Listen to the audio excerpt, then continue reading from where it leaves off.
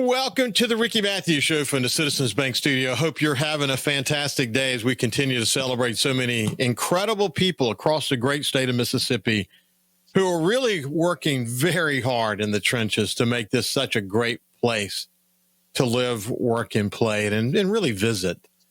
We've got a great show today. In the second half of the show, I'm going to be joined by a digital creator. His name is Brett Kenyon. And he is a Yankee. This is the way he describes himself, a Yankee who moved to Mississippi, fell in love, and won't shut up about it. He's got a great channel on social media. And more recently, Robert St. John's, who's been on the show many times, said that every Mississippian should follow Brett Kenyon. We're going to see why here in just a second. But without any further ado, we're going to move over to my first guest, someone I'm really looking forward to visiting with.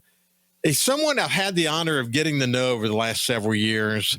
We'll explain why here in just a second. But he also happens to be the president of the Delta Council. And so this is going to be a terrific discussion about Clint Dunn, the Dunn family, and Clint's work at the Delta Council. So without any further ado, let me bring my friend Clint into the conversation. And first of all, just say good morning. How you doing, buddy?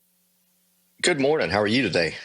I am doing fantastic. Hey, where are you sitting right now? I don't recognize that background. So right now I'm at the Delta Council headquarters in Stoneville, Mississippi. This is a mural on the wall here that is a landscape of a farm in Alligator, Mississippi. It was made by a local artist, Gerald Deloach, that lives actually on this farm. So he's a local Mississippi artist. So. Yeah, that's cool. That's really cool. Listen, as just for people who listen to the outdoor show, I mention my association with the Dunn family often. I've hunted in the Mississippi Delta for many, many years, but over the last several years, have gotten to know Clint, his brother Travis, their father, their grandfather, who God rest his soul, just passed away in the last year or so. But what an incredible man he was. I've had the opportunity to get to know Clint's son, Jackson, who before he could hunt on his own would hunt with me periodically. Loved hunting with him. And in fact, I mentioned his name just this past Monday on my outdoor show when we were talking about safety, watching your son, Jackson, go through the paces of safety as it relates to loading and unloading his gun shows that you taught him extremely well. But I'm deeply impressed with him. What a fine young man he is. But you're a lucky man, though, aren't you, Clint? I am. I'm very fortunate. I'm fortunate to have your friendship too, and for sure Jackson has your friendship as well. And you've been a great mentor to him as well. I've just like everybody, you get busy and you wish you could make every hunt and you just can't, but you've stepped in several different times and offered to help him. And that's pretty neat. I've really enjoyed it. I know he has. Yeah. Well, you come from a farming family. As I mentioned, your grandfather here just a second ago, Skeeter Dunn. Mm-hmm. Gosh, I'm so thrilled that I had the opportunity to get to know him. What an amazing man. But what he did generationally was extremely powerful. And you would consider yourself, in spite of all the global challenges that farmers are having today, you would describe yourself and your family as being incredibly fortunate, wouldn't you? I would. I'm fortunate doesn't even begin to explain it. My grandfather died last July 14th. So it was interesting. I mean, it was interesting to be able to be around my grandfather through my adult life. We shared the same passions, whether it's aviation, whether it's hunting, farming, and I think that's pretty neat that you get to share your livelihood with somebody that had been so successful and you can bounce ideas off of them. You can, hey, Granddad, what do you think about this? How would you do this? And, there's a lot of people that don't get that opportunity. And I'm extremely fortunate to be able to have that. So, really thankful. What's interesting about his story is that, I've had the opportunity to spend, long hours talking to him. And when he talks about the decision he made he was a farmer in Yuma, Arizona, and the decision he made in the 1980s that led to your father actually coming here. How often do you think about that decision? Him thinking about the fertile land of the Mississippi Delta, that water was always going to be a resource in Arizona that would be scarce, and that it was plentiful in the Mississippi Delta. In some cases, maybe too plentiful. But the vision he had, man, I mean, it was truly remarkable, wasn't it? I think so, and I think vision is aptly characterized. I think that's it was a way to expand. The water is our most precious resource here in the Mississippi Delta, and it will be what keeps us successful or holds us back, honestly. Yeah, no, there's no doubt about it. When you're talking to someone today, we're watching Trump and tariffs and the tariffs being way beyond tariffs, about knocking down non-trade barriers that don't enable markets to be open to United States farmers. When you talk to people about the price of of soybeans and corn and cotton and the things that you guys are involved in, how do you talk about the global nature of the challenges that you face today? Well, it's difficult, and tariffs are a tricky subject, and I'll be the first to admit I'm not an economist, and I don't pretend to know if that's a great idea or not. I really don't. In theory, they sound good, but I'd say there's probably more economists than not that say otherwise. But we're in a global market, whether it's corn, soybeans, cotton, rice. We are in a global environment, and it's about food security. If the United States wants to keep its independence and have their own food security, we have to figure out how to keep it here. So, yeah. What's interesting is we're thinking about steel and aluminum and semiconductors and pharmaceuticals, obviously farming and all the byproducts that come from farming, or the primary products that come from farming. These are really, really important conversations we're having. And I think we'll end up at a better place.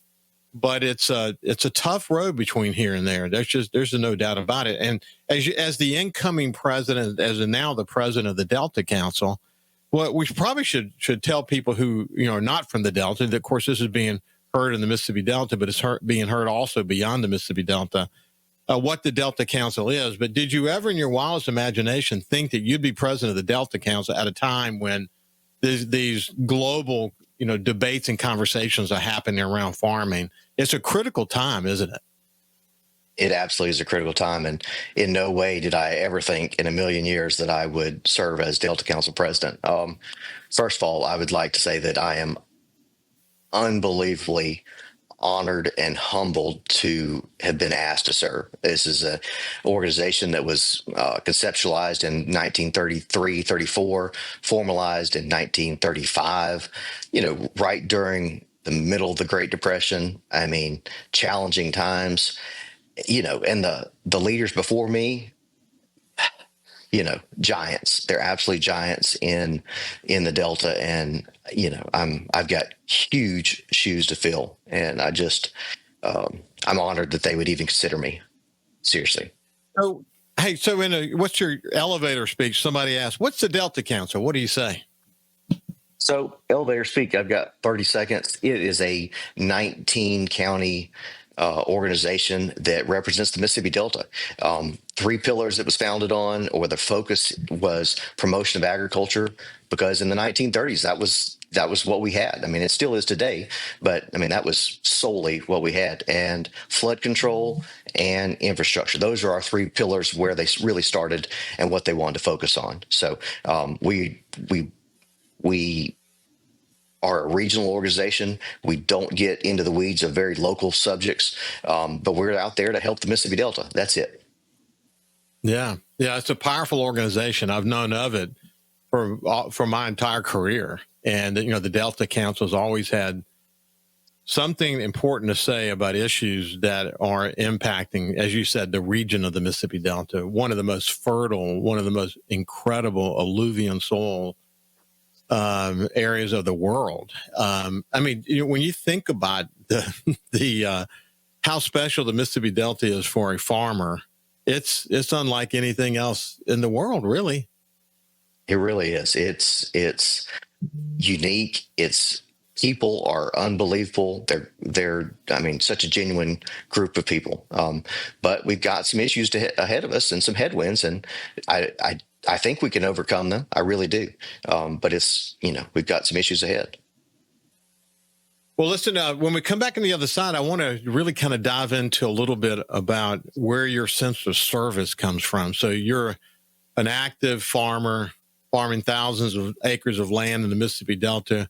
You still find time, as as we're discussing now, as president of the Delta Council, but you're involved in your church, you're involved in the water district, you're a pilot, you enjoy, your involvement with the Greenwood-Flora Airport. I mean, the list goes on and on. But when we come back on the other side, we're going to get a sense of that sense of service as a Delta farmer. We'll see you after this break. Welcome back to the Ricky Matthews Show from the Citizens Bank studio. Today's a special show. We've got a great guest, a digital influencer, a social media kind of star in the next segment. But today, in the first part of the show, we're visiting with someone I've gotten to know over the last several years. His name is Clint Dunn. He's the current president of the Delta Council. He's a partner in Dunn Farms in Itabena, and he's super, super active in the community. One of the things, whether it's on this show, Clint, or whether it's my show, SuperTalk Outdoors on Monday, I often talk about how diverse this state is, the topography of this state, the coast being so uniquely different than the Mississippi Delta. And in fact, on my outdoor show, I'd often say that it's a place where you could go and potentially harvest, a world-class deer or have one of the best duck hunts ever. And then in the same day, be on the Mississippi Gulf Coast and catch a redfish. There are very few places in the world where you can do that. You mentioned the people of the Delta are so special. I can't get enough of being there. When you roll from the hills into the flatlands of the Mississippi Delta, it's a unique spot. Now, you've had the opportunity to travel all over the world, but when you come back to the Delta, there's just something about it that's in your DNA now, isn't there? It is, and it's neat to be able to call this place home. It really is. So where does your sense of service come from? I think it is just it comes from my grandfather. It comes from your Christian values. It's just a sense of service. It is what, if you are able to, I feel like you're supposed to serve. And whether it's a school board, whether it's Delta Council, one thing that allows me to be able to serve is I've got great partners. I've got a great wife. I've got a great set of kids. This is any one of these things require lots of time, and time is the most precious resource in this world because you can't buy any more of it. And they put up with me. They put up with my meetings and my schedules and my travel, and that's what makes me able to do it. But I just think it's the right thing to do. I think, I don't think you have to be the smartest person. I think you have to be level-headed. I think you need to put others before yourself. And, I no different than anybody else. I don't think it's magnanimous or anything else. I think everybody should serve if they have the ability and the options to serve. Yeah, I love the way you said that, Clint, that I've always been willing to get active in the community. I've always, done what I needed to do to learn the various aspects of the community, kind of work my way up into leadership roles in the community. But I would say, I would answer it similar to you, and that is the role your family plays, because when you've got a demanding job that takes you away from home, and then you stack on top of that, giving back to the community in various ways. And when you take a leadership role, for example, a leadership role like the president of the Delta Council, it requires you to do things that are not, once you say yes to that commitment, there are commitments to go with that, which means you're going to be away from home and you're going to have to do all the things that go with that.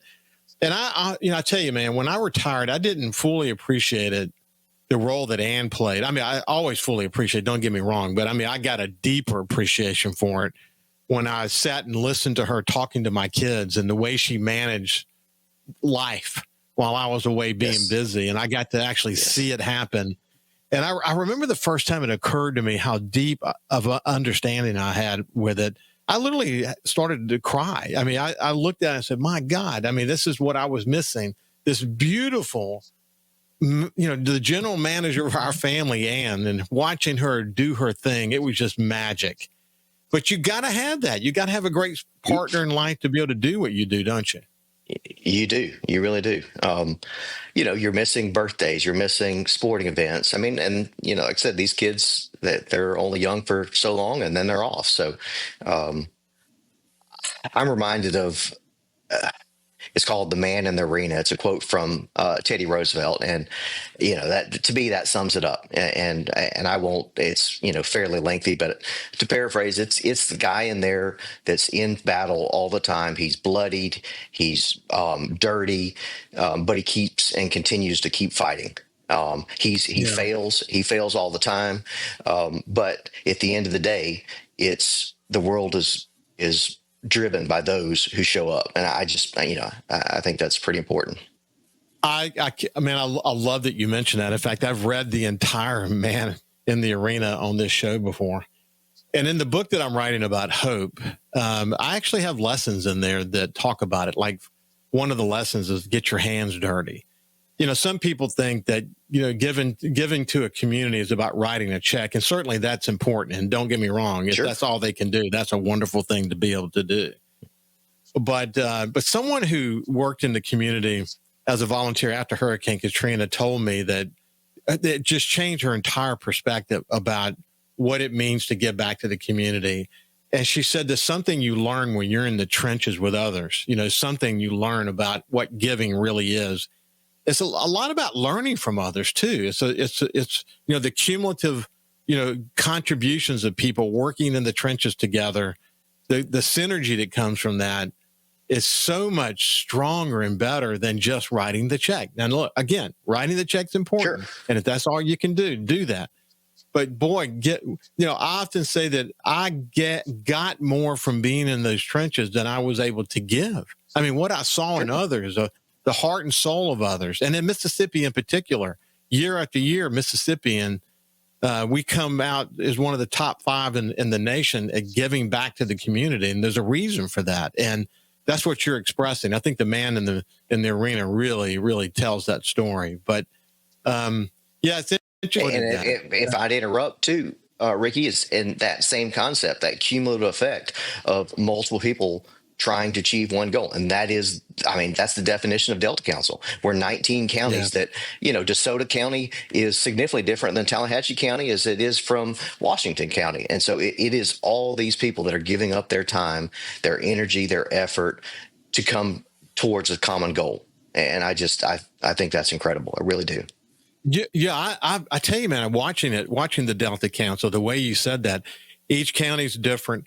John Hairston, who's the CEO of Hancock Whitney, said that when you're a young person, you want to be able to flex your muscles in the community, and that, that's how you develop muscles. That's how you develop leadership roles. But you got to get out there and you got to do it. You got to get in those trenches. What the Delta Council does, it provides these opportunities for you guys as leaders to be involved in committee. You join, then you get active, and then you get involved in committees, and then you work your way up onto the board, and then before long, you're on the executive committee, and before long, if you're honored as you are, you're the president of the organization or chairman of the board. But that's the way it works. And you think about over the years, Delta Council's ability to develop its leaders and the people who are engaged and alignment and the debates and all the things that go on to determine what are we going to do so that we're not spreading our resources and our energies and our influence too much. We're going to focus on these things to get aligned around those things. That's what makes the Delta Council so powerful. It's leadership development that is occurring. Isn't that true? It is, and and part of a new president, he gets to select some presidential directors, and they are what we consider somebody that's up and coming, a prominent Deltan that has shown their ability and their willingness to serve, and that's what it's all about. It's a cool thing, man. It's a cool thing, and I think John was right that you can lead this organization for a little while, then you should probably go over there and lead that organization for a little while. Then you do that, and before long, you're getting involved in regional efforts. Yes. And you go back and look at what your National Cotton Council. You're engaged in that as a Mississippi representative. You're on the board of directors for your kid's school. As I mentioned, you're a board member for Greenwood LaFleur Airport. You're on the First South Farm Credit Board. You're involved in the water district. You're a deacon at your church, and you got a day job you got to do on top of that. And then now you're president of the Delta Council. But all those things together, man, each of those experiences all sort of culminate, sort of like a snowball going down a hill. It makes you a better leader at the end of the day. And the other thing, and you said this already, but it makes you humble. You realize, wow, none of us is going to be able to do any of this by ourselves. It takes a team, doesn't it? It does, and the only group that you failed to mention was my wife and 2 kids. So it's pretty special, and I'm unbelievably honored that somebody would select me. And like I said, I consider it my duty, and I consider it an honor to be able to serve too. That's giving to somebody else. That's pretty cool. You come from a great family. You're as I said, I got a chance to know your grandfather. I know your dad, Dwight, and your mother, very special people, and your brother, Travis, and your family. I mean, I've been honored to know you guys. But listen, it's been a pleasure to spend some time with you. When we get back on the other side, we're going to visit with Brett Kenyon. See you, my friend. Thanks for joining me. Thank you. Appreciate the time. Yes, sir. You bet. We'll see you shortly.